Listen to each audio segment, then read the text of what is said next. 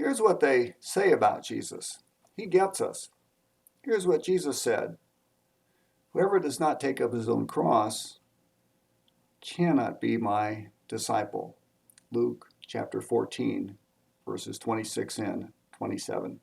Big difference between saying something about Jesus and listening to what Jesus says about himself. And what Jesus said about himself is so important that the other New Testament writers got it. Here's Galatians chapter 2 and verse 20. Paul, I've been crucified with Christ. It's no longer I who live, but Christ who lives in me. It's no longer I who live. Or in Galatians chapter 5, starting in verse 25 to the end, he says, those who belong to Christ Jesus have crucified the flesh with its passions and desires. The world, they're wanting to be understood, wanting someone to get me. Jesus, take up your cross. Here's the thought. A lot of us take up half of a cross. What do I mean by that? Well, we sort of sacrifice this and this, and we think that's good, that's taking up our cross. I've given up time to serve here, I've given up time to serve there.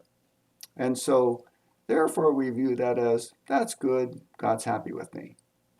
What if there's a difference between half a cross and a cross?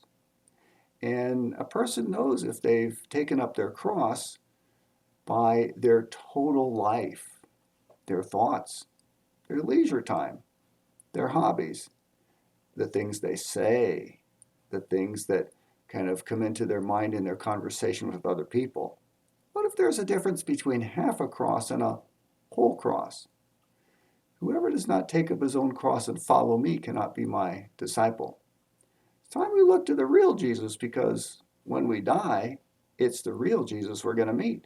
And he's saying it's time to take up not half the cross, but the whole cross. But what was the cross, and why does Jesus use that image, that metaphor? Let's talk about that a little more this week. This is your daily devotional for Monday. I hope you're doing well.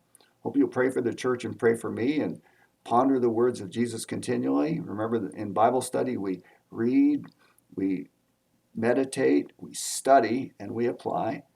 Let's study some more about this great saying in Luke chapter 14, verses 26 and 27.